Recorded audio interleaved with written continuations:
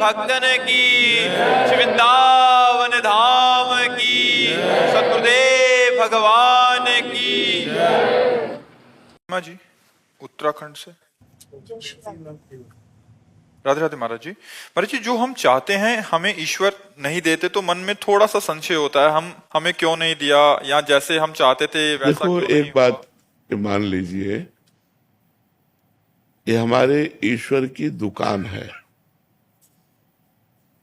क्या दुकान में आप जाकर बोलो ये वस्तु हमें दे दो, वो आपको दे देगा?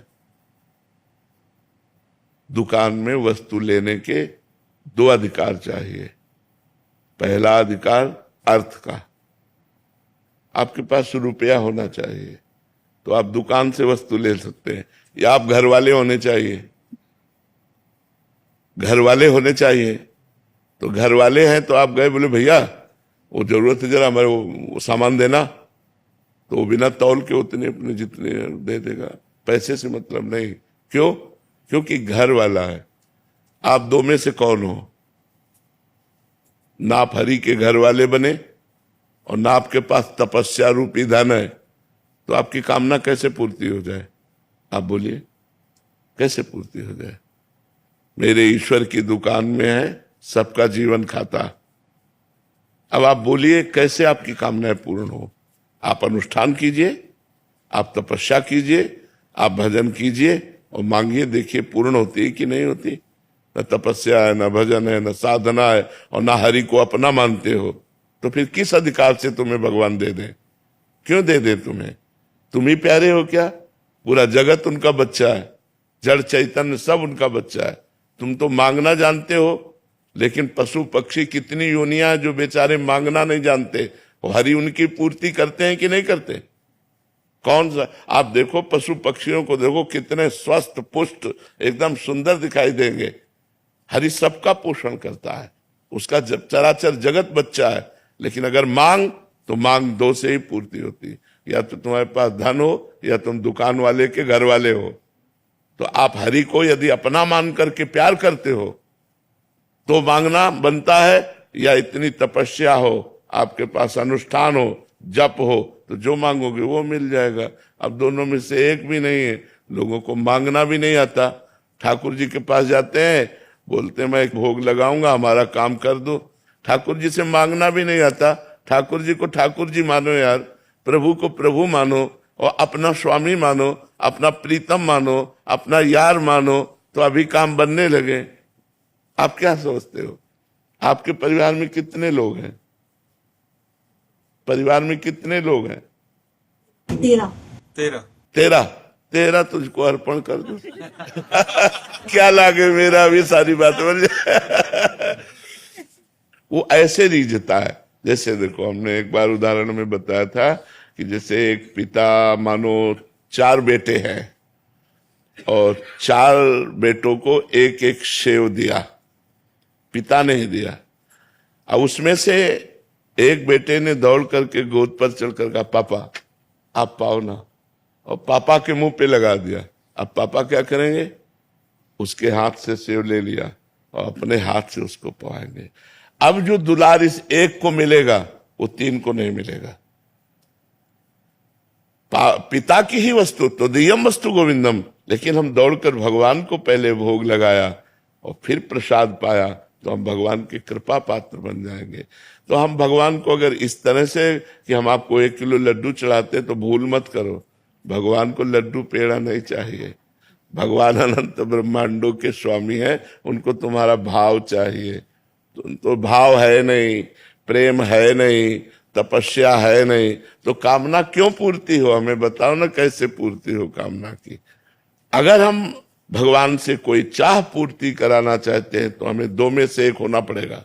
या तो भगवान के बनो, पक्का पूरा सबल, तेरा तुझको अर्पण, क्या लागे मेरा, या तो ये आओ, और या फिर तप करो, और फिर देखो कामना की पूर्ति होती कि नहीं। ऐसे कामना की पूर्ति नहीं होगी। ऐसे भगवान को कोसो मत। संपूर्ण सृष्टि भगवान का बच्चा है, और संपूर्ण सृष्टि को आवश्यक सामग्री भगवान सबको दे रहे। कामनाओं की पूर्ति के लिए आपको तप करना पड़ेगा, आपको भजन करना पड़ेगा। कामनाओं की पूर्ति के लिए आपको भगवान से प्यार करना पड़ेगा, तभी आप ले सकते हैं। जी। योगेंद्र उपाध्याय जी।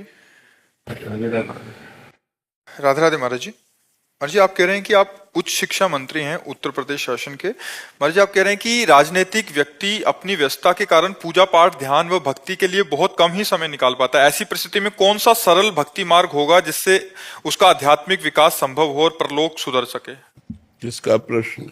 आपका। भगवान ने गीता जी में कहा यत करोषि, यानी जो भी करते हो। इसमें ये नहीं कहा कि आप ये करिए। यत करोषि, जो करते हो मुझे अर्पित कर दो। पर भगवान को अर्पित वही वस्तु की जाती है जो पवित्र होती है, जो धर्म युक्त होती है। जैसे हम भगवान को अपना कर्म अर्पित करना है, तो पहले हमको ये ध्यान रखना है कि हम जिस पद पर हैं, हम अपने पद के अनुसार कर्तव्य कर रहे हैं कि नहीं। पद का दुरुपयोग तो नहीं हो रहा हमारे द्वारा। भय या प्रलोभन से हम अपने पद का दुरुपयोग तो नहीं कर रहे। दुरुपयोग करना स्वार्थ की पूर्ति, सदुपयोग करना दूसरों का हित, दूसरों का मंगल, दूसरों के लिए सुख विधान करना। जैसे आप बहुत अच्छे पद पर हैं, तो आप हमारे समाज का बड़ा मंगल कर सकते हैं, हमारे समाज का बड़ा हित कर सकते हैं और करते भी होंगे। तो हम जो कर्म करते हैं, यदि उसे धर्म पूर्वक करें और भगवान को अर्पित कर दें, तो उसे समर्पण का जो भाव हमारे अंदर आएगा, वो एकदम संसारिक कर्म है। आप बिल्कुल उसमें ये मत जाइए कि भागवतिक कर्म ही समर्पित किया जाता है। नहीं, भगवान ने कहा यद करोषि, जो आप कर रहे हैं।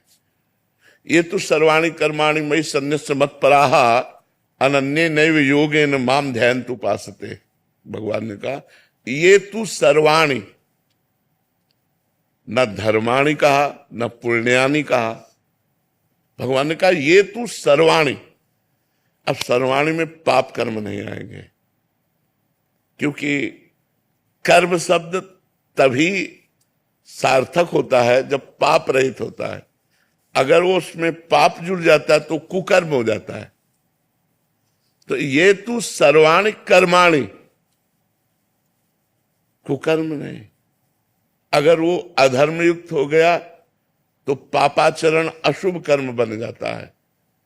तो हमारे द्वारा सावधानी ये रखनी है कि अधर्म न बनने पावे, पापाचरण न बनने पावे, किसी भी तरह का प्रलोभन हमारे माइंड को, हमारी बुद्धि को लुभायमान न कर पावे, हम अपने धर्म से विचलित न रहें। तो वो कर्म जब हम भगवान को समर्पित करते हैं तो भागवत धर्म बन जाता है। वो हमें भगवत प्राप्ति के योग्य बनाने लगता है। और कहीं कर्म करते हुए नाम जप हो, तब तो फिर क्या कहना, फिर तो और विजय प्राप्त हो गई। और हम ये कहते हैं कि हर समय हम कर्मानुष्ठान में ही नहीं रहते। बहुत सा समय हमें ऐसा मिलता है जो हम व्यर्थ में नष्ट कर देते हैं। जैसे हमारे पास 24 घंटा होते हैं, तो हम 6 घंटे अधिक से अधिक सोते होंगे या 7 घंटे। क्यों? कम ही सो पाते हैं। कम ही सो पाते हैं, कह रहे। हाँ, कम ही सो पाते, बहुत अच्छी बात है। हम तो बिल्कुल आखिरी हद कहते हैं कि 6 घंटे या 7 घंटे बहुत सोने वाला होगा, नहीं तो 5 घंटे 4 घंटे, जो जैसी साधना में युक्त है उतना। इसके बाद हमारे पास जो, मानो हम 6 घंटे जोड़ लेते हैं, हमारे पास 18 घंटे बटे, 6 को 24, 4 विभाग करते हैं तो 18 घंटे बचे। 6 सोने में चले गए। 18 घंटे में हम 12 घंटे सेवा रख लें, 12 घंटे काम रख लें। बहुत बिजी कार्य 12 घंटे। हमें लगता है कोई मुश्किल ही 12 घंटे कार्य करता होगा बराबर अनवरत। नहीं तो थोड़ा काम किया फिर विश्राम, थोड़ा काम किया फिर विश्राम, ऐसे।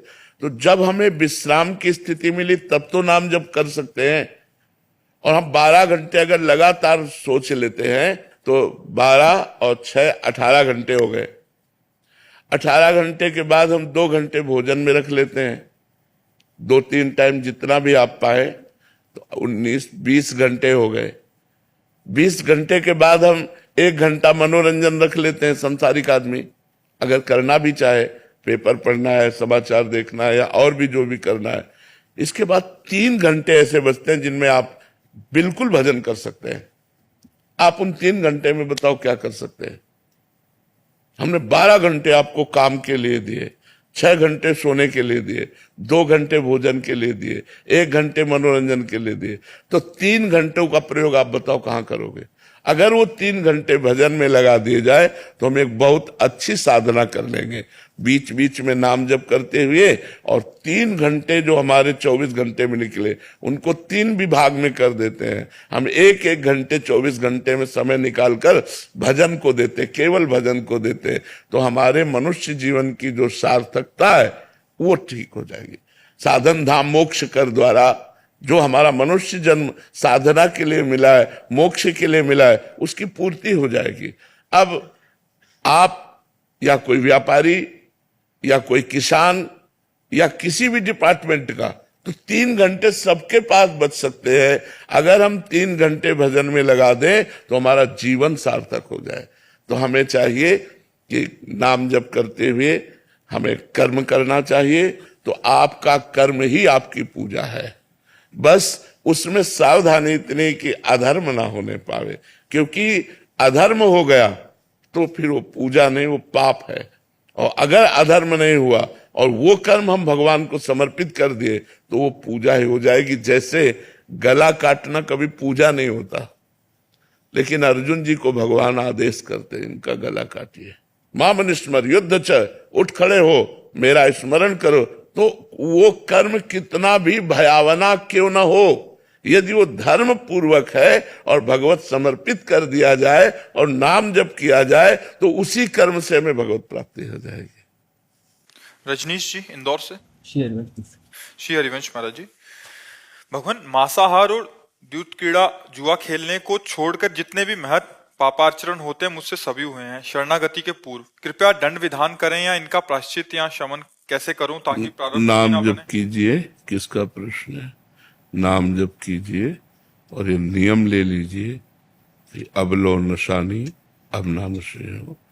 आज तक जो हमसे हुआ वो हुआ, अब नहीं होगा। पक्का नियम ले लो और नाम जप करो, भगवान का यश श्रवण करो, भगवान की लीला कथा श्रवण करो, भगवत सेवा विराजमान कर लो ठाकुर जी की। अलग से कोई प्रायश्चित करने की जरूरत नहीं, सब इसी से भस्म हो जाएगा। पहला तो जो हृदय में जलन होती है उससे पाप क्षीण होते हैं, दूसरा जो हम प्रतिज्ञा ले लेते हैं उससे पाप क्षीण होते हैं, और तीसरा जब हम भगवान नाम जप कीर्तन करते हैं उससे सब पाप नष्ट हो जाते हैं। तभी तो भगवत प्राप्ति होती है। तो आपको उल्लास पूर्वक नाम जप करो और कोई कठिन प्रायश्चित करने की जरूरत नहीं है। अरविंद यादव जी लखीमपुर। महाराज जी आपके चरणों में कोटि कोटि प्रणाम। महाराज जी, गांव में रामायण पढ़ने के लिए लोग बुलाते हैं जो अखंड ज्योत रखते हैं, वहां पर मेरे साथ कुछ लोग अब आके रामायण पढ़ते हैं तो वो गुटखा खाकर भी पढ़ते हैं। मैं मना भी करता हूं तो कहते हैं कि मुझे थोड़ी ना मना किया है शास्त्र ने, और कुछ लौंग आदि नहीं, ये गंदी प्रवृत्ति के लोग हैं। ये ऐसा अपराध है, मसाला या गुटखा या किसी भी तरह के इन पदार्थों को खा करके भगवत चरित्रों का गायन करना निषिद्ध है। हाँ, एक उपाय हो सकता है, ठाकुर जी को पान का भोग लगाया जाए जिसमें तमाकू ना हो, इलायची, लौंग, सौंफ, कुछ मीठी चीजें जैसे गुलकंद आदि है, ऐसी डाल करके और वो आप मुख में रख लें, फिर निषेध नहीं माना जाएगा। लेकिन यदि आप ऐसे गुटखा तमाकू खाकर करते हैं तो ये निकृष्टता है, ये शास्त्र का अपमान है, ये मर्यादा के विहीन है और ये पाप लगेगा जो ऐसा लोग करते हैं। इसलिए हमारी सबसे प्रार्थना है, जहां तक हमारी आवाज पहुंचे, कि आप लोग भागवत कथा श्रवण या भागवत कथा कथन या रामचरितमानस श्रवण या रामचरितमानस कथन या वृंदावन की परिक्रमा या गिरिराज जी की परिक्रमा, इनमें कोई भी नशा ना करें। अगर नशा करेंगे तो लाभ लेने गए हो, ऊपर से आपकी हानि हो जाएगी, अपराध बन जाएगा। नहीं खाना चाहिए, बिल्कुल नहीं खाना चाहिए, ये गलत है। महाराज जी जो ग्रंथ है इनको छूना या जैसे कहीं भी रख रहे हैं जैसे किताबों की तरह, इनका भी कोई नहीं, सावधानी? हाँ, बिना वस्त्र के आवरण के ग्रंथ को रखना ही नहीं चाहिए। एक पीला वस्त्र या लाल वस्त्र, एक वस्त्र का आवर ऊपर से ओढ़ाना चाहिए वस्त्र को, और पवित्र रखना चाहिए। अपवित्र दशा में सदग्रंथों को नहीं छुआ जाता। स्नान आदि करके पवित्र होके प्रणाम करके, और फिर जो आसन होता है सदग्रंथ रखने का, जिसे रील कहते हैं, उसके ऊपर वस्त्र डाल करके फिर हम वाचन करें, फिर गायन करें। ऐसे अपवित्र दशा में न छुएं। झूठा मोह हो तो न छुएं, अपवित्र शरीर हो तो सदग्रंथों को न छुएं, नहीं तो आपकी बुद्धि पतित हो जाएगी। इन चीजों को महाराज जी आजकल कोई मान ही नहीं रहा, मतलब बड़ी अपवित्रता सी फैल रही है महाराज जी। असली बात, भगवान का भय नहीं रह गया, धर्म का भय नहीं रह गया, ये भय नहीं रह गया कि हमसे पाप हो जाएगा। अब तो जो मन मावे सो कर रहे हैं, पूछो मत, क्योंकि बुद्धि भ्रष्ट हो गई है ना। भय हो तो हमें लगे कि हम गलत करेंगे तो हमारा पुण्य नष्ट हो जाएगा, भगवान नहीं मिलेंगे, हमारे को हानि होगी। अब कौन, अब तो बड़े भाग्य हैं जो कोई भगवान के इन ग्रंथों का वाचन करता हो, कथन करता हो, पाठ करता हो। नहीं तो लोग दिन भर मोबाइल में लगे रहते हैं, इधर उधर के कार्यों में अपना जीवन व्यर्थ करते हैं। अब हमें लगता है कि अगर गांव में देखा जाए तो पहले जब हम बच्चा थे तो 2 4 6 जगह लालटेन जला करके रामचरितमानस का गायन होता था। 10 5 बूढ़े बैठे हैं, रामायण हो रही, कहीं भागवत कथा हिंदी की हो रही। अब देखा जाए तो हमें लगता है एको जगह ऐसा होना मुश्किल है पूरे गांव में। कहीं कोई मंदिर आदमी कर रहा हो तो कर रहा है, नहीं तो अब कहाँ, अब तो घर में टीवी चल गई है, जेब में मोबाइल है, तो ऐसा कोई, तो अब पवित्रता का ज्ञान नहीं रह गया है। अब शौचालय में वही मोबाइल लेकर के गए तो मोबाइल को स्नान तो नहीं करवाया ना, वैसे ही मोबाइल लिए रसोई में घूम रहे हैं, वैसे तो वो बुद्धि को पतित नहीं करेगा। तो आप इतनी सूक्ष्मता की बात कब देखें, जब शराब पी रहे हैं, मांस खा रहे हैं, अपवित्र भोजन पा रहे हैं, तो इन पवित्रताओं की तरफ देखे कौन। हमें तो अभी तक अनुमानतः बहुत कम ऐसे लोग मिल रहे हैं जो शराब नहीं पी रहे, मांस नहीं खा रहे, गलत आचरण नहीं कर रहे।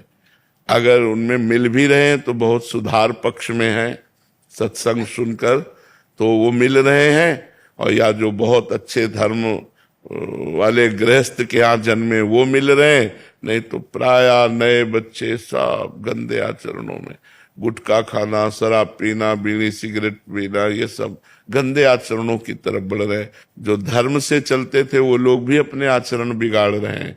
कलयुग का बड़ा विचित्र प्रभाव चल, मतलब बहुत कम लोग होंगे जो नशा न करते हो, कोई नशा नहीं। बहुत कम लोग होंगे ऐसे जो कोई नशा न करते हो। बहुत कम लोग होंगे ऐसे जिन्होंने जीवन में कभी शराब अपनी जिह्वा पे नहीं रखी। बहुत कम लोग होंगे जो पराई माता बहनों की तरफ गंदी दृष्टि न की हो, या पराये पुरुष की तरफ गंदी दृष्टि न की हो। तो इन सब बातों को देखते हुए लग रहा है कि अगर हम सुधर जाए तो सुधर जाए, नहीं तो कलयुग का और प्रभाव बढ़ता चला जाएगा, वो हमको गिराता चला जाएगा, हम सब गिरते चले जाएंगे। और हम आज इसी को जीवन मान लिया है, अध्यात्म शून्य जीवन को जीवन मान लिया है। धर्म ग्रंथों के अनुसार चलना, संत वाणी के अनुसार चलना, परम पवित्र जीवन रखना, ये तो बहुत मतलब दुर्लभ चीज होती जा रही है। फिर भी सत्संग के प्रभाव से आज हमारा समाज बदल रहा है। आज हमारे समाज के नवयुवक जन बदल रहे हैं, उनके जीवन चरित्र अच्छे हो रहे हैं। ऐसा हमको यहीं बैठे बैठे सुनने को मिलता है, जब हमारे सामने नवयुवक जन बोलते हैं हमने सब त्याग दिया और हम अच्छे मार्ग में चल रहे हैं, तो हमें बड़ा हृदय में शीतलता होती है, अच्छा लगता है कि हमारी समाज सुधर रही है। अंजलि शर्मा जी, मध्य प्रदेश से। राधे राधे। राधे राधे महाराज जी। महाराज जी, मेरा सवाल है कि जीवन की कठिन परिस्थिति में कैसे निपटें उस समय। नाम जप, जितना नाम जप होगा तो बड़ी से बड़ी कठिन परिस्थिति को भी आप आनंद पूर्वक सह कर लांग सकते हैं। अगर भजन नहीं है फिर बुद्धि काम नहीं करेगी, चाहे जितना बुद्धि लगाओ भजन के बिना काम नहीं करेगी। भजन और भगवत कथा, ये दो में सामर्थ्य है कि बड़ी बड़ी विपत्तियों के समय को भी काट देगी। अगर हम भगवत कथा सुनने में रुचि रखें और नाम जप में रुचि रखें तो बड़ी से बड़ी समस्याओं का समाधान मिल जाएगा। खुद अनुभव की बात कहते हैं कि बड़ी बड़ी कठिनाइयों में, बड़ी बड़ी परेशानियों में भी जो आपको परेशान ना होने दे, दुखी ना होने दे, वो है भगवान का नाम। जो आपको नाम प्रिय हो वो खूब नाम जपिए, उसी से आपको अध्यात्म बल मिलेगा। उसी शीतलता से आप बड़ी बड़ी जो जलन है, ताप है, उनको आप पार कर जाएंगे। जासु नाम भव भेषज हरन घोर त्रय शूल, दैहिक, दैविक, भौतिक तीनों तापों को नष्ट करने की सामर्थ्य भगवान के नाम में। जासु नाम भव भेषज हरन घोर त्रय शूल, तीनों प्रकार के ताप, चाहे शारीरिक हो, चाहे मानसिक हो, चाहे दैविक, सब प्रकार के तापों का शमन करके, हृदय को आनंदित करके और संसार से उद्धार करवा दे, वो भगवान का नाम है। इसलिए नाम जप करो तो बड़ी से बड़ी कठिन परिस्थिति भी आपको परास्त नहीं कर पाएगी। ये भक्तों के चरित्र में देखो, देखो मीरा जी का चरित्र, कितना कठिन परिस्थिति, जहर तक पिलाया गया। देखो प्रहलाद जी का चरित्र, अग्नि में जलाया गया, जहर पिलाया गया, कितना कितना कष्ट दिया गया। देखो कितनी कठिन परिस्थिति ठाकुर हरिदास जी के ऊपर, 22 बाजारों में मार कोड़े उनकी खाल खींच ली गई। किस बात के लिए? केवल भगवान नाम जप। तो किसने संभाला? नाम जप ने। भगवान का नाम जप करते थे, उसी के बल से सब कुछ सह गए और पुनः बड़े बड़े सम्राट आकर उनके चरणों में घिरे, क्षमा याचना की। इसलिए नाम जप सबसे बड़ी सामर्थ्य है। गोपाल रामविलास गुप्ता जी। राधे राधे। जी राधे राधे महाराज जी। महाराज जी, अभी जो चर्चा हुई उसी के रिगार्डिंग का प्रश्न था कि आज समाज में विचारों, जीवन शैली और मान्यताओं के आधार पर विभाजन की प्रवृत्ति बढ़ती जा रही है। ऐसे में सामाजिक समरसता और सद्भाव को वास्तविक रूप में स्थापित करने के लिए व्यक्ति को मतलब क्या करना चाहिए, क्या व्यवहार अपनाना चाहिए, या हमें अपने आप में क्या परिवर्तन लाना देखो, चाहिए? हम खूब उच्च स्वर से कहते हैं, जब तक आप अध्यात्मवान नहीं बनोगे तब तक सुधरने वाला नहीं। ना आप सुधरोगे ना समाज सुधरेगी। आपको अध्यात्मवान बनना पड़ेगा। आपको पवित्र भोजन पाना पड़ेगा, पवित्र आचरण करना पड़ेगा, पवित्र ग्रंथों का स्वाध्याय करना पड़ेगा, पवित्र संतों का संग करना पड़ेगा। इसी से सुधरोगे। अन्यथा अगर ये कोई समझे कि हम समाज को धन देकर या भोग सामग्री देकर या सुविधा देकर सुधारा जा सके तो असंभव है।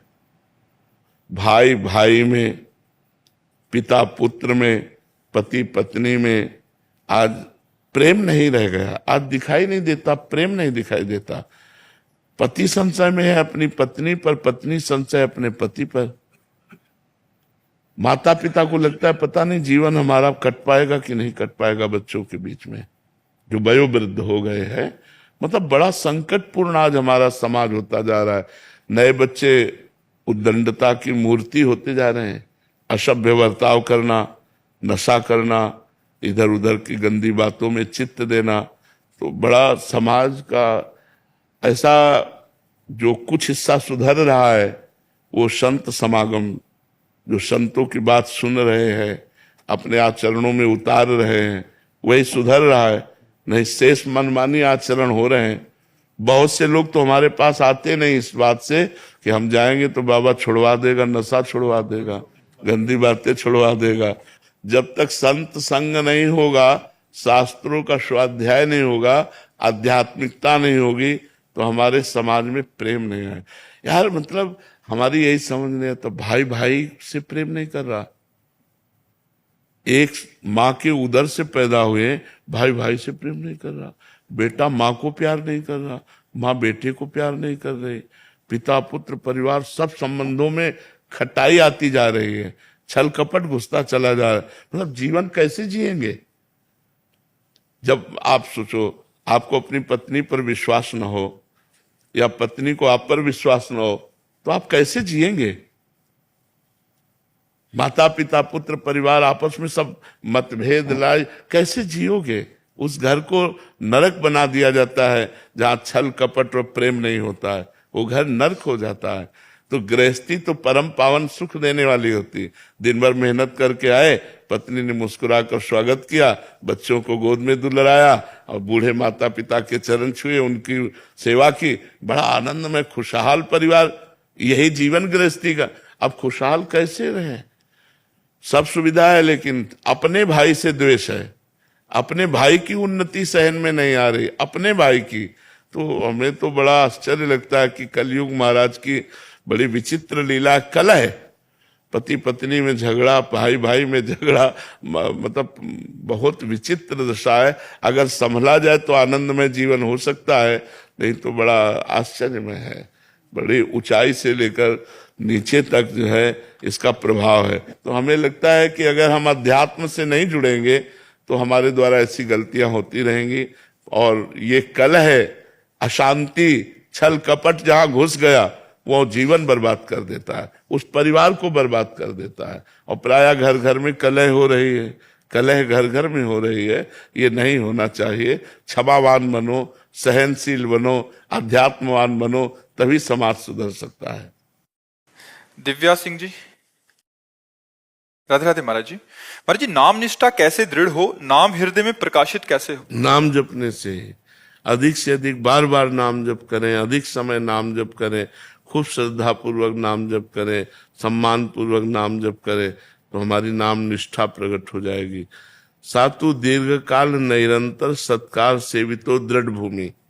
पातंजलि जी कह रहे हैं, यदि दीर्घ काल माने लंबे समय तक सत्कार पूर्वक आदर सहित बार बार नाम जप करें तो दृढ़ भूमि नाम निष्ठा जागृत हो जाएगी। सातु दीर्घ काल निरंतर निरंतर सत्कार आदर सहित सेवितो, खूब नाम का स्वाद ले लेकर राधा राधा राधा राधा राधा, तो हृदय में दृढ़ भूमि, फिर हृदय में स्वयं चलने लगेगा। नाम निष्ठा, नाम प्रेम सब नाम जप से आ जाएगा। पहले हम जबान से नाम जपना खूब अभ्यास करें, मन की चक्कर में ना पड़े कि मानसिक नहीं। पहले हम जिव्या या जिव्यागे वर्तते नाम तुभ्यम, जिसकी जिव्या के अग्रभाग पर आपका नाम विराजमान है, तो हम खूब नाम जप करें जिव्या से राधा राधा राधा राधा राधा, तो हमारे अंदर गूंज हो जाएगी नाम की। फिर मन पकड़ लेगा, जब मन पकड़ लिया फिर तो बात बन जाती है। मन पकड़ ले नाम जप को तो सोवत हु रसना रटे राधा कृष्ण सुनाम। पूज्य श्री रघुनाथ दास गोस्वामी जी के लिए आता है, जो राधा कुंड के थे, सोवत हु रसना रटे राधा कृष्ण सुनाम। वो सोते थे तो उनकी जिह्वा से निकलता था राधा कृष्ण राधा कृष्ण राधा कृष्ण राधा। लेकिन नियम बहुत जोर का था, इसीलिए सबकी स्थिति ऐसी आना बहुत मुश्किल है। लौन तक्र ब्रज को लियो परस्यो नहीं कछुआन, नमक और मठा इसके सिवा कुछ नहीं खाया, और वो भी ब्रजवासियों का। लौन माने नमक, तक्र माने मठा। लौन तक ब्रज को लियो परस्यो नहीं कछुआन। रघुनाथ दास गोस्वामी जी के लिए आता है केवल छाछ और नमक डाल करके वही लेते थे 12 महीना, बस इतना ही आहार था। सोचो, केवल छाछ और नमक डाल कर लेते, तब उनके सोवत हो रसना रटे राधा कृष्ण सुनाम। हर्ष जी गुजरात से। राधे राधे गुरु जी। राधे राधे महाराज जी। महाराज जी, क्या भगवत प्राप्ति होने से पहले साक्षात भगवान का दर्शन होना संभव है? वैसे हम ये कह रहे हैं कि भगवान कभी भी किसी को भी मिल सकते, इसमें हम संशय नहीं करते, पर बिना भगवत प्राप्ति की योग्यता है। भगवान है तो सब जगह, दिखाई थोड़ी देंगे। कोई कण ऐसा नहीं, भगवान ही कण बने हुए हैं। तो भगवान की प्राप्ति की योग्यता आती है अंदर, तब भगवान दिखाई देते हैं। देखो, जैसे जो श्री कृष्ण रूप अर्जुन के साथ है, हम उसे नहीं देख सकते, पक्का हम नहीं देख सकते। और जिसे अर्जुन श्री कृष्ण रूप को देख रहे हैं, वो विराट रूप को नहीं देख सकते। विराट रूप के लिए दिव्य दृष्टि दी ना, तब उन्हीं श्री कृष्ण में विराट का दर्शन हुआ। वही श्री कृष्ण विराट रूप में दिखाई दिए। हमको वही श्री कृष्ण नहीं दिखाई दे रहे जो अर्जुन के साथ थे। अर्जुन को वो श्री कृष्ण तो सहज दिखाई दे रहे, लेकिन विराट रूप नहीं दिखाई दे रहा। विराट रूप के लिए उनको दिव्य दृष्टि प्राप्त करनी पड़ी। तो कण कण में भगवान है, पर जब तक हमारी योग्यता नहीं होगी तब तक हमको नहीं मिल। अब ऐसे कोई कि हमें भगवान मिल गए तो हम उसको भी प्रणाम करेंगे, क्योंकि किसी भी तरह भगवान से जुड़ने की बात करें तो प्रणाम, लेकिन बिना योग्यता के। योग्यता यही कि निरंतर नाम जब चल रहा है, सारे काम क्रोध आदि दोष नष्ट हो चुके हैं, वो भगवान के प्रेम में उन्मत्त है। अब वो कुछ भी कह दुर्लभ नहीं है। भगवान की लीला में प्रवेश हो जाना है, भगवान का दर्शन करना, वो बात अलग। एक आए थे हमसे, बोले हम भगवान का साक्षात्कार किए। सब लोग प्रणाम करो भाई, भगवत साक्षात्कार महापुरुष आया है, प्रणाम करो। तो सब लोगों ने प्रणाम किया।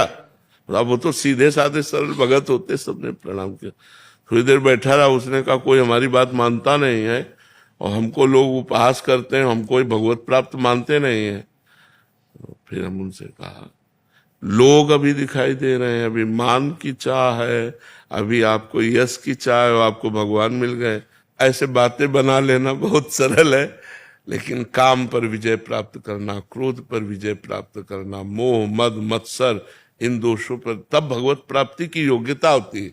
भगवत प्राप्ति षट विकार जित अनघ अकामा, पाप रहित, कामना रहित, 6 विकारों पर विजय प्राप्त। काम क्रोध लोभ मोह मद मत्सर, षट विकार जित अनघ अकामा। कहाँ है? षट विकारों पर विजय प्राप्त करना कोई खेल तमाशा? काम क्रोध लोभ मोह मद, पूरा जीवन साधु महात्मा अपना लगा देते हैं इसी पर कि कोई विकार हमारे अंदर न रह जाए, कोई दोष न रह जाए। तो ऐसे बात अलग है। लेकिन अगर भगवान चाहे तो किसी को भी भगवान कृपा कर सकते। भगवान का नियम नहीं है कि वो आपसे भी मिल सकते, अभी मिल सकते हैं, क्योंकि वो मालिक है, कभी मिल सकते किसी।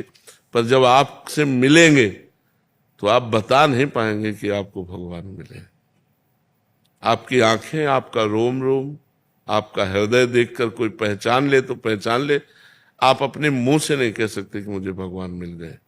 जिसे भगवान मिल जाते हैं वो कभी मुख से नहीं कह पाता, ये पहचान होती है। उसकी रोम रोम बताएगा भगवत प्राप्ति, उसकी आंखें बताएंगी, उसका हृदय बताएगा उसका कि वो किस कोटि का महात्मा है, किस कोटि का। लेकिन वो मुख से नहीं कह सकता वो कुछ। प्रेम में ये अपने प्रीतम के मिलन की बात कोई कह पाता है क्या? कोई नहीं कह पाता। अपने प्यारे के मिलन की बात नहीं कह पाता। अगर कहता है तो सूखा है, वो प्रेमी नहीं है। और जो प्रेमी है वो अपने प्यारे के मिलन की बात नहीं। प्यारे की बात आते ही अशुभ प्रवाह चलने लगेगा, शरीर कांपने लगेगा, उसकी दशा बदल जाएगी, वो बता तो कैसे पाएगा? यही बात, यही परिचय बताएंगे। नेत्र, रोम रोम, शरीर पुलकित, ये परिचय बताएगा कि भगवान का भक्त है, ये भगवान से जुड़ा हुआ है। वो वाणी से नहीं कह पाता कि हम भक्त हैं, हम प्रेमी हैं, हम ज्ञानी हैं। वो तो सूखे हृदय वाले ऐसी बात बोलते हैं, जिनका हृदय प्रेम में डूबा है वो ऐसा नहीं बोलते। अमित जी, जी, राधे राधे महाराज जी। महाराज जी, कितना भी खुद को शरीर या जीव कहकर संबोधित कर लूं, ये देह भाव वैसा का वैसा ही बनाऊं। बिना भजन के ऐसे थोड़ी चला जाएगा। भजन करना पड़ेगा, ऐसा थोड़ी है। इंजेक्शन लगेगा तो आपको ही पीड़ा होगी। ये थोड़ी कि शरीर को इंजेक्शन लग रहा है आप निरपेक्ष है, ऐसा नहीं हो। बस उस समय भजन चल रहा है तो निरपेक्षता आने लगेगी, सह जाओगे, व्यथित नहीं होगे। और पीड़ा तो होगी, पीड़ा तो सिद्धों को भी होती। चाटा मारोगे तो गाल में दर्द नहीं होगा, लेकिन उसको विवेक के द्वारा काटा जाता है। शरीर का प्रारब्ध था, उसको शांत। ऐसी एक स्थिति आती है, अवधूत स्थिति, जिसमें शरीर की शुद्ध नहीं है, वो तो बहुत बड़ी स्थिति है। तो खूब भजन करो, भजन से ही परिपक्व होगे। जितना भजन करोगे उतना मोह नष्ट होता जाएगा, जितना मोह नष्ट होता जाएगा उतना ही आप निरपेक्ष होते जाओगे शरीर से। ऐसे संतों को देखा गया कि उनके पैर में कीड़ा पड़ गए, तो कीड़ा अगर निकल के गिर जाता है तो उठा के रख देते हैं, भैया तेरा भोजन पा। अब सोचो एक चींटी काटे कितना कष्ट होता है, उनके पैर में कीड़ा। तो ऐसे वो हैं शरीर से निरपेक्ष महापुरुष, उनको ज्ञान है।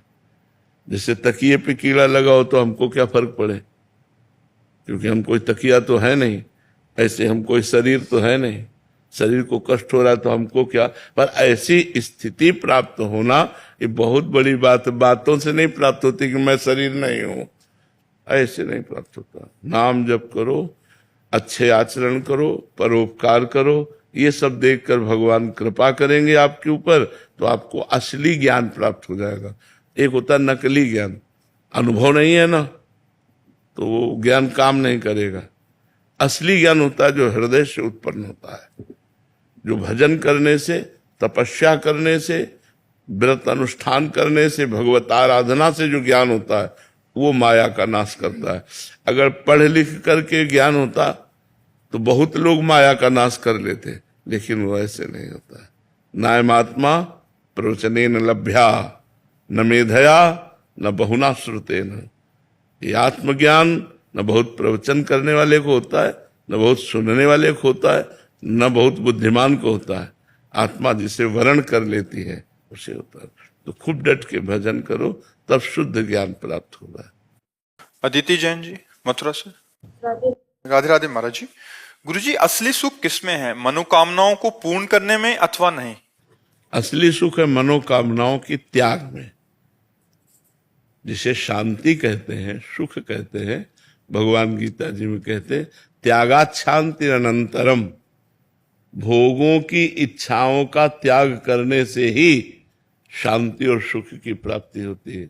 हम लोगों की बुद्धि उल्टा प्रेरणा देती है कि जो भोग की इच्छा हो, अगर भोगने को मिल गया, सुख मिल गया, ऐसी मान्यता होती है। नहीं, त्यागात् शांति अनंतरम। जाहि न चाहे कबहु कछु, तुम सन सहज स्नेह, बसहु निरंतर तासुर शोर और निजगे। जिसे कोई चाह नहीं होती, भगवान से उसका सहज में प्रेम हो जाता है, और जिसका भगवान से सहज प्रेम हो जाता है उसके हृदय में भगवान प्रकाशित हो जाते हैं। जब हृदय में प्रकाशित होते हैं तो जड़ चैतन्य सब में भगवान का दर्शन होता है। तो भगवत प्राप्ति से बढ़कर कोई सुख तो है नहीं।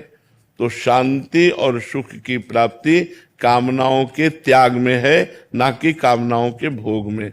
ये अच्छी तरह से समझ लो। हमारी बुद्धि हमको उल्टा सिखाती है, ये कुमति है। वो कहती है कि भाई मन ने कहा ये भोग लो, सुख मिलेगा। बस इसी में हम गिरते चले जा रहे हैं। यही गलती हमारे को बार बार इस दुखालय संसार में दुख भोगने के लिए मजबूर कर देती है।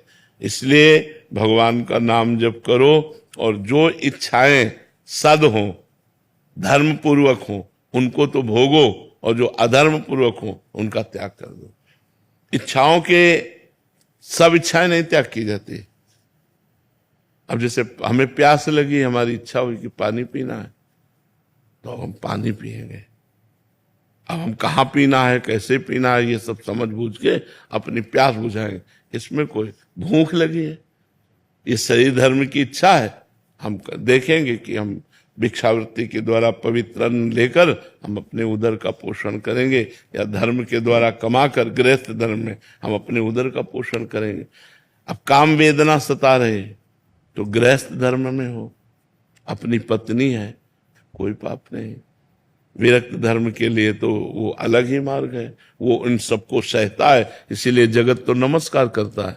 विरक्तों को, संतों को जगत नमस्कार क्यों करता है? कि जहां हम सहन नहीं कर पाए वहां आप सहन करके निकल गए भगवान की तरफ, तो आपके चरणों में पूरा संसार संतों के चरणों में झुकता है।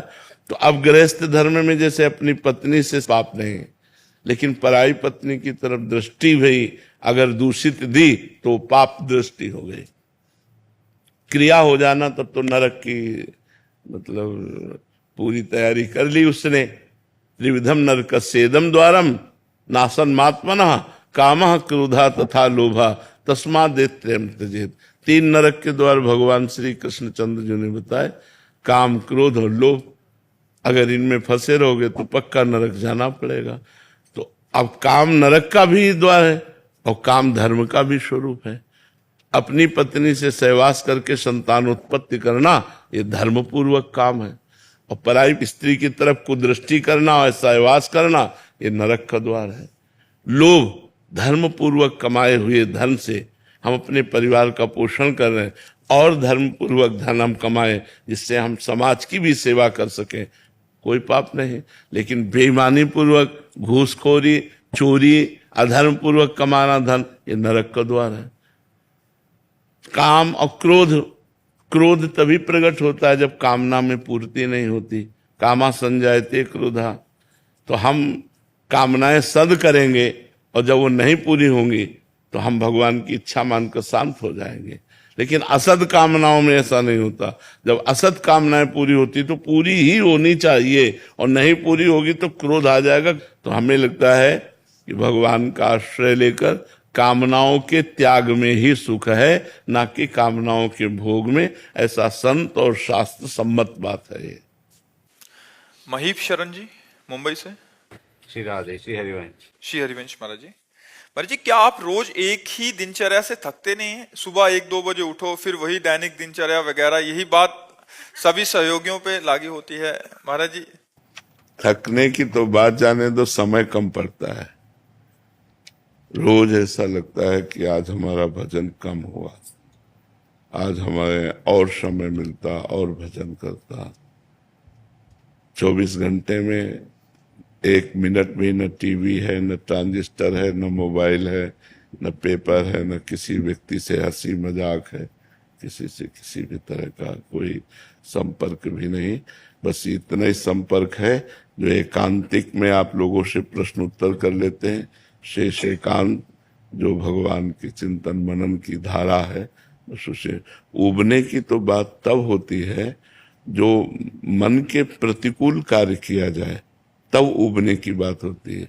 अब मन राजी हो गया भजन में तो उसको तो और समय मिले, अधिक से अधिक समय मिले। रात में जग कर के भजन, हम 1:30 बजे जग गए थे।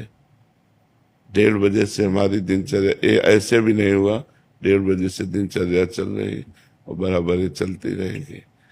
तो थकने का तो नाम नहीं, अंदर और जलन है कि अभी जो भजन होना चाहिए, जितना होना चाहिए उतना नहीं हो पा रहा हमसे, हमें और भजन करना है। अगर हमारी किडनी ठीक होती तो शायद और हम भजन कर पाते। हमारे तो अंदर जलन है कि अब जितना करना चाहिए उतना नहीं कर पा रहा हूं। उबन कैसे हो सकती है? क्यों, किसका प्रश्न है? उबन कैसे हो सकती है? वही रूटीन आता है, सेम सुबह उठे आप पूरा साल। इतना सुखद रूटीन है कि वो इतना आनंद देता है कि उसमें और मांग होती है, और मांग होती है। इससे बढ़कर और क्या हो सकता है? सोचो, उबन तो तब हो जब संसारिकता हो। हमारे प्रभु नवम नवम, हमारे प्रभु की बात नवम नवम, हमारे प्रभु का नाम नवम नवम, हमारे प्रभु की लीला नवम नवम, हमारे प्रभु की साधना का आनंद नवम नवम। नयो नेह नव रंग, नयो रस नवल श्याम वृषभानु किशोरी, नव पीतांबर नवल चूनरी, नई नई बूंदन भींजत गोरी, नव वृंदावन हरित मनोहर, नव चातक बोलत मोर मोरी, नव मुरली जु मल्हार नई गति, श्रवण सुनत आए घन घोरी, नव भूषण नव मुकुट विराजत, नई नई उरप लेत थोरी थोरी, जय श्रीहित हरिवंश आशीष देत मुख, चिर जीवो भूतल या जोरी। सब कुछ हमारे प्रभु का नया है। पुराना हो तो जी उबे, नाम नया नया लगता है, रूप नया नया लगता है, सब नवम नवम है। पुराना हो ना तो ये लगे यार बार बार रिपीट कर रहे हैं, थकान लगे। मुझे थकान नहीं, मुझे और नशा चढ़ता है और जपूं और देखूं और गाऊं और रटूं और जगूं और रोऊं, ऐसा लगता है। तो हमें तो थकान तो महसूस नहीं होती, ऊबन भी महसूस नहीं होती गुरु कृपा से। बस यही लगता है कि और भूख लग रही है और भजन की, भूख लग रही है और प्रभु के लीला गायन की, प्रभु के लीला चिंतन की। तो इसमें ऊबन तो है। जी, संसारिक दृष्टिकोण से तो ये सब, क्योंकि हम नया नया चीज देखना चाहते हैं। जैसे आप पूरे साल यही पीला ही डालना है अब तो लाल डाल सकते हैं, पीला डाल सकते हैं, काला डाल सकते हैं, तो यही तिलक लगाना है, उतना ही करना है श्रृंगार भी प्रभु का। तो इसमें उबन नहीं होती महाराज जी? नहीं, बिल्कुल नहीं होती। अच्छा, और क्या, चलो आज अमेरिका घूमने चलते हैं, आज बेंगलोर चलते हैं, पूरा साल 6 महीने वृंदावन में इसी कुटिया में रहे। हाँ, नहीं, उबन नहीं होती। ये कुटिया तो बहुत बड़ी, हमको तो रसोई जितना भी मिल जाए तो एकांत में समय व्यतीत करने, बस चुपचाप निरंतर चित्त को प्रभु में जब लगा देते हैं ना, तो सब बाहरी बातें अच्छी नहीं लगती। तो अब वो चीज जो बचपन से मिटाने में लगे थे, गुरु कृपा से वो चीज मिट गई है, तो अब ये सब कुछ अच्छा नहीं लगता। महाराज जी, कल हम एक पद पढ़ रहे थे, आपकी यही स्थिति का वर्णन भोरी सखी जी लिख रही हैं। ऐसो दुख दीजे ही माही, बिनु पद कंज छटा दृग देखें, को सुहावे नाही। नाम रटें दृग ढारें आंसू, छिन छिन अति अकुलाहें। काहू सो मिलिवो न सुहावे, बातन सो घबराहें। बस्ती छोड़ी एकांत बैठी वो, जग सब शून्य दिखाही। होरी ऐसे दुख बिनु प्यारी, जीवन जन्म बिल्कुल महापुरुषों की महाराज जी ऐसी स्थिति हो जाती है। बहुत सारे पद, बहुत सारे ऐसे विरह कि किसी कुछ अच्छा ना लगे, मतलब ये संसार अच्छा ना लगे, कहीं बस कोने में बैठ के रोती रहूं बस समझ में आ रहा है आपको? और महाराज जी, एक इनका प्रश्न है कि महाराज जी, इतनी आपको साधना करते हुए समय हो गया है, और कुछ ऐसे दिन नहीं आए जिसमें आपको लगा कि चलो अभी घर चलते हैं वापस? कभी नहीं, गुरु कृपा से कभी नहीं। एक एक सप्ताह भोजन नहीं मिला, गर्मी सर्दी बरसात ऐसे ही सहे हैं। कभी स्वेटर नहीं मिला, कभी कंबल नहीं मिला, गंगा के किनारे भ्रमण करते रहे। आज के मतलब 27 वर्ष पहले, 27 साल तो वृंदावन रहते हो गए। ये अभी जो सुविधा देख रहे हो 10-12 वर्ष की है। नहीं, पूरा जीवन कष्ट में, पर भगवान की कृपा से कभी एक दिन भी ऐसा नहीं आया चलो घर चलते हैं। जिस दिन से घर से निकले आज तक घर नहीं गए। जिस दिन से घर की रसोई में भोजन पाकर त्यागा, आज तक कभी किसी के घर की रसोई में भोजन नहीं किया। अब यहाँ वृंदावन में थोड़ा नियम शिथिल हो गया, शरीर रोग ग्रसित है, तो यहाँ बन जाता है, कोई बना के दे दिया तो ऐसे नहीं। माधुकरी के सिवा और आकाश वृत्ति जो हमारे सामने परमात्मा भेज दे वही हम खाएंगे, अन्यथा नहीं खाएंगे, किसी से मांगेंगे नहीं। बहुत आनंद का विषय है। चूंकि अब आप लोग ऐसे संसार में लगे हो, तो वहां से देखने पे लगता है कि यार हाँ ऐसा दुख को हमने अपना साथी चुना है, अपना मित्र चुना है। तो सुख की अगर चाह होती तो दुख से ऊब कर घर भाग जाने की बात होती। जब मैंने दुख को ही अपना मित्र माना है तो सुख की चाह ही नहीं है, सांसारिक सुख की चाह ही नहीं है। सुविधा ये सब, हम इन सुविधाओं के अधीन नहीं है। ऐसी फैसी ये सब सुविधा इसके, तो आज शरीर रोगग्रस्त है इसलिए इसे स्वीकार किए, नहीं उखड़वा को बाहर फेंकवा देते। हमारा स्वभाव ऐसा था। पर अब प्यास लगती है, पानी लिमिट में पीना है, इसके लिए हमें ठंडे वातावरण में रहना है जिससे हमें अधिक प्यास न लगे। और बोलने की सेवा है और इसमें प्यास लगती ही है। तो दुख को ही हमने अपना साथी चुना है, हमने कभी सुख की आकांक्षा नहीं की। जतिन जी दुबई से। श्री हरिवंश। श्री हरिवंश महाराज जी, महाराज जी, आपने कहा था कि 1 करोड़ नाम जप से शरीर निष्पाप हो जाता है, पर हम एक साथ इतना नाम जप नहीं कर सकते। रोज थोड़ा थोड़ा जाप करें तो क्या ये सब हमारे खाते में जुड़ता जाएगा? वैसे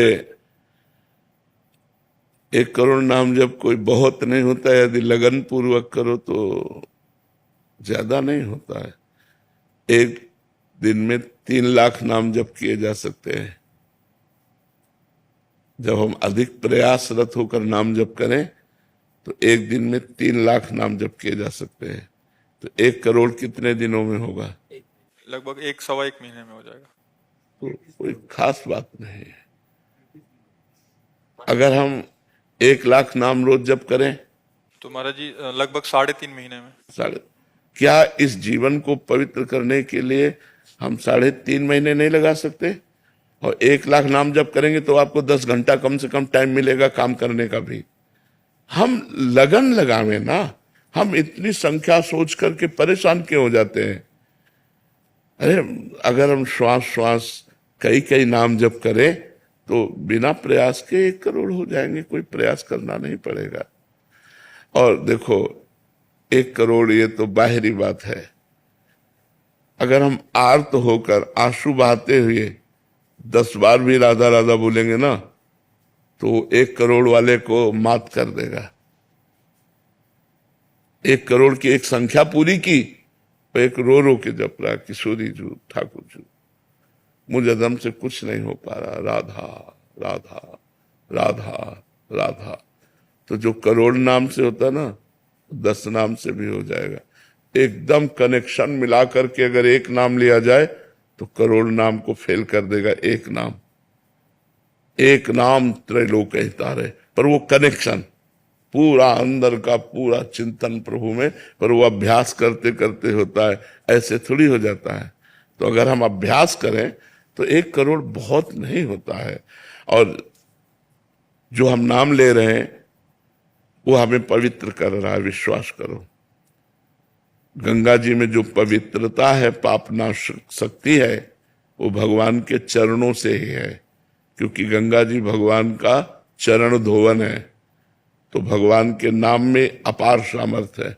यदि हम भगवान का नाम जप कर रहे हैं तो अपवित्र पवित्रो वा सर्वावस्थांगतो पिवा यह स्मरित पुंडरीकाक्षम सवायाभ्यंतर शुचि। वो वाह है और अभ्यंतर, भीतर और बाहर दोनों से पवित्र हो जाता है जो भगवान का नाम जप करता है। तो अधिक समय नाम जप करते करते कार्य करो, अभ्यास कर लो। जो कार्य करना है नाम जप करते हुए करो। बिना माला के, बिना काउंटर के भी तो जप होता है। भगवान से कह दो आप गिन लेना, आप गिन लेना, हम तो धुआंधार जप रहे हैं, राधा राधा राधा राधा राधा। महाराज जी कनेक्शन कैसे बनाया जाए भगवान से? जो बनना चाहिए वो बन नहीं रहा है। हाँ, बनना चाहिए वो बन नहीं रहा। पहले कनेक्शन कटे ना। मैं महाराज जी मैं रहता हूँ दुबई में, तो वहाँ अकेला रहता हूँ, फैमिली मतलब कि मैं और हस्बैंड वाइफ है। इससे कोई फर्क नहीं पड़ता कि आप दुबई में रहे, आप अमेरिका में रहे, आप हमारे गोपाल जी की भूमि में रह रहे हैं, हमारे भगवान की भूमि में रह रहे हैं, इससे कोई फर्क नहीं। देखो, देश और उद्देश्य इसमें अंतर है। देश कोई भी हो सकता है, लेकिन उद्देश्य हमारा यदि भजन है तो हमें कोई नहीं टाल सकता, कोई नहीं हटा सकता। उद्देश्य सही था तो विभीषण जी ने रावण के अत्याचारी लंका पर रहते हुए भी ऐसी महान भक्ति की कि भगवान ने कहा तुम सारीखे संत प्रिय मोरे, धरो देह नहीं आन नहीं हो रहे। तो दुबई और अमेरिका और हॉलैंड और थाईलैंड में इससे क्या फर्क पड़ता है? कहीं भी शरीर रहे, हम भगवान का नाम जप करेंगे, हम खान पान पवित्र रखेंगे, हम व्यभिचार नहीं करेंगे, हम शराब नहीं पिएंगे, हम गंदी बात नहीं देखेंगे, गंदी बात नहीं सुनेंगे, गंदी बात नहीं बोलेंगे। बढ़िया हो, क्या परेशानी है? कोई हमें परेशानी नहीं है। हम कितने आपको ऐसे भक्त बताएं कि आप आश्चर्य मानेंगे। अमेरिका में रहते हैं और शिष्य है, और वहां अमेरिका में वृंदावन रस रीति का भजन कर रहे हैं। तो आप विचार कर सकते हो कि ऐसे भोग विलासी देश में भी रह करके वो भोग विलास का त्याग करके और भजन कर रहे हैं। तो हम कहीं भी रहे, हमारा उद्देश्य ठीक है तो देश बाधा नहीं डाल सकता, और हमारा उद्देश्य ठीक नहीं है तो हम किसी भी देश में रहे वो हमारे भजन के लिए बाधा पहुंचा देगा, भजन में बाधा पहुंचा देगा पक्का। जो सावधान नहीं है उनके द्वारा पापाचरण हो रहा है, उनके द्वारा गंदी बातें हो रही, उनके द्वारा प्रपंच हो रहा है। और जो संत गुरुजनों के शासन में है, उन पर कृपा है, तो फिर एक क्षण के लिए भी भगवान का विस्मरण ना करते हुए वो वृंदावन वास कर रहे हैं। तो अगर हम सावधान नहीं तो वृंदावन में भी हमसे गलती हो जाएगी, और अगर सावधान है तो अमेरिका में भी गलती नहीं होगी हमसे। हमें सावधान होना है, हमें नहीं करना है। ऐसे थोड़ा खुले दिमाग का होना चाहिए। ज्यादा उसमें नहीं। चाहे 10 लोग बैठे, 9 लोग मांसाहार है, तो 10वें हम अपने अन्न को पा करके, जो हमारे पास है, हम उसको पा करके मुंह पोछा, राधा राधा चल दिया, कोई हमारे अंदर विकार नहीं। ऐसे होना चाहिए, क्योंकि संसार है, अपने अपनी सब रंग ढंग है। अब व्यापारी हो या नौकरी पेशा वाले हो, तो अब नहीं घर में भोजन है तो होटलों में ही भोजन पाना पड़ेगा। हाँ, अपने अनुकूल भोजन ले लिया और बस जो हो रहा है सो हो रहा है। आपका सत्संग सुन के लास्ट 1 साल से महाराज जी हमने प्याज और लहसुन उधर छुआ भी नहीं, हाँ, बहुत सुंदर, बहुत और सुंदर। ठाकुर जी की सेवा भी है। हाँ, बहुत बहुत सुंदर, बहुत सुंदर है। चिंता मत करो, खूब नाम जप करो। और स्वामी जी, ओम नमो नारायण।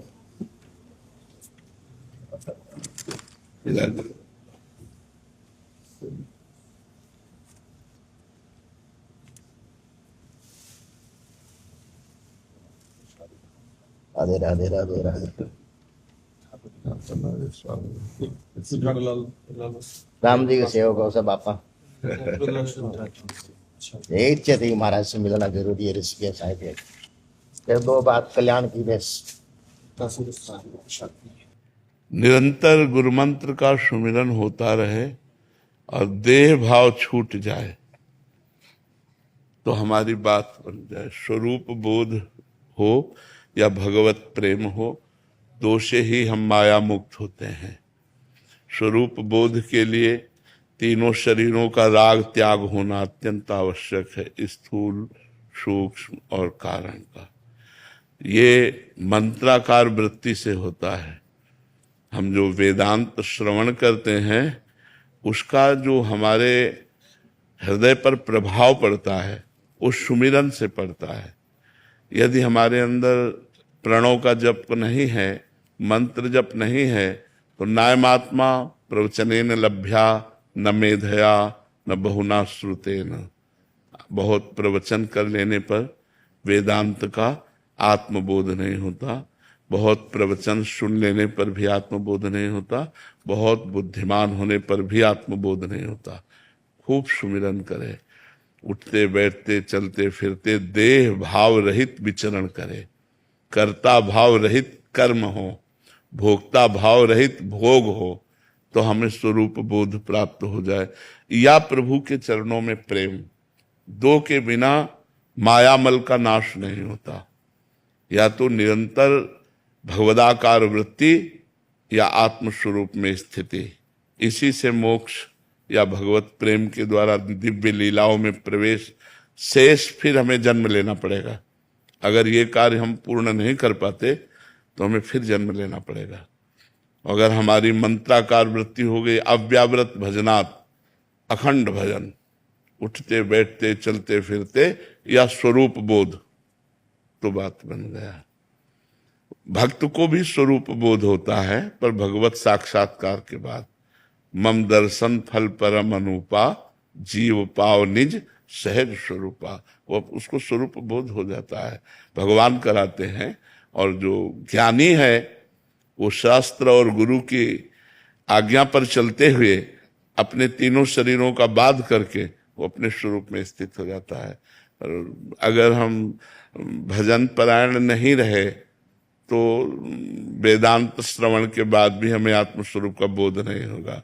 इसीलिए सनक सनंदन सनातन सनत कुमार चारों ब्रह्मर्षि कुमार हरिशरणम हरिशरणम हरिशरणम रटते रहते हैं, क्योंकि भगवान की शरण में, भगवान के नाम में ऐसी महिमा है कि फिर माया स्पर्श नहीं कर सकती। तो हमें चाहिए कि जो हमें गुरु जी ने मंत्र दिया, चाहे वो प्रणव हो या कोई भगवान का नाम हो, हर श्वास में निरंतर चलते रहना चाहिए।